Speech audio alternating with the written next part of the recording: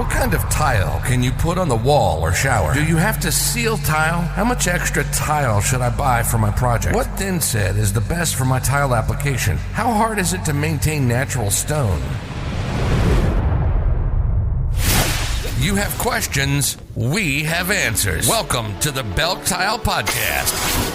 How to style the bathroom, the backyard, the kitchen. How to improve your home style with tiles to make your home absolutely beautiful. Welcome to the BELK Tile Podcast. Here's your host, Mike Belk.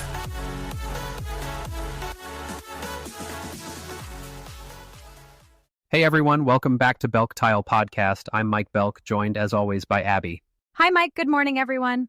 With back to school, it has been a little quiet in the showroom, so able to look at some new lines and products. Yes, it is nice to have a little breather and get caught up. Yes, well today we're getting into the terracotta territory, huh Abby?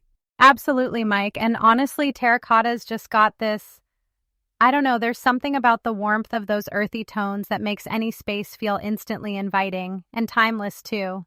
Yeah, I always say terracotta connects you right back to, well, history, honestly. The word itself literally means baked earth. It dates all the way back to ancient times. There's this Mediterranean vibe to it, but it's stuck around in American design for a reason.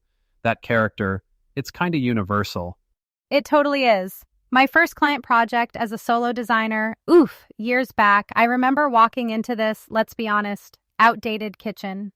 The bones were good, but it was all sterile.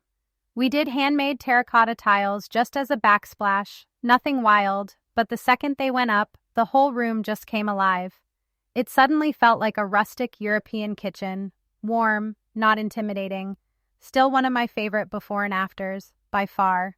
That's the magic of it. And we just had an episode about brown tiles, right? There's overlap for sure, but terracotta's got this extra authenticity and unpredictability. The color variation, the texture, it's never one note. And whether it's a farmhouse kitchen or a modern loft, it just fits.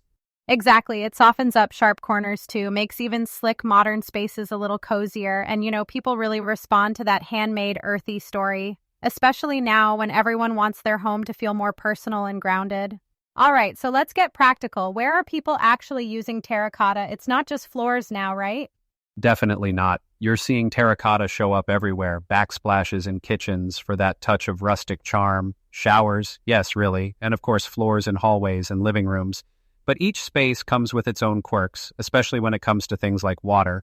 Bathrooms get tricky, right? The big pro in a kitchen is that terracotta is tough, super durable for day-to-day foot traffic or messes around the stove. But if you're putting it in a shower, the whole water resistance thing really matters. If you don't seal the tiles properly, you're asking for mold, stains, or worse. Yeah, that's the number one mistake I see. Folks using terracotta in wet zones like showers and thinking it's a set it and forget it situation. Nope. You got to prep, seal, and then reseal. And the install is a little different for, say, a backsplash compared to a shower pan. Backsplashes, you can get creative, open shelving, even run the tile up to the ceiling, but showers need pro-level waterproofing. And don't get me started on grout haze, Mike. I see so many DIYers try to rush the cleanup and sigh, the tile ends up looking dull. It messes with those gorgeous color variations that terracotta is known for. Take your time, folks. Absolutely. We had a customer at BELK Tile just last month. I love this story. They wanted a real statement kitchen backsplash, something vibrant. They picked these handmade terracotta tiles with just wild, natural color swings. Once installed in a sort of staggered brick pattern, the play of light and shadow was incredible. It changed all day long. People are really gravitating toward those imperfections and uniqueness, even in new builds. All right, so let's say you've gone all in on terracotta. What does it really take to keep it looking good for years? Because it can be a little high maintenance compared to something like glazed porcelain. Yeah, and I've learned the hard way that regular sealing is not optional. There are a few types. Penetrating sealers are probably best if you want to keep that natural matte look, but surface sealers will give you a glossier finish and can amp up the color. Either way, first make sure everything's squeaky clean before you seal. Dust, grout haze, all that jazz. And don't cheap out on your cleaners. A pH-neutral cleaner is your friend. Skip the vinegar or anything acidic. I had a customer once, this is back in the BELK Tile showroom. They put in a stunning terracotta shower wall, but used the wrong grout, not color fast and way too gritty. At first it dulled the tile, but with some creativity, we actually turned it into a feature. We ended up doing a partial buff with a mild abrasive pad, sealed it, and honestly, it gave this old world texture the homeowner absolutely loved. That's honestly so true. Sometimes a mistake becomes an artistic detail, right? In my own bathroom at home, which sees, let's just say, a lot of muddy kid footprints, I reseal it about every 2 years. And I stick to mats by the sink and tub to protect the tile. Plus, I open windows after showers to keep moisture in check. Nothing fancy, just regular attention.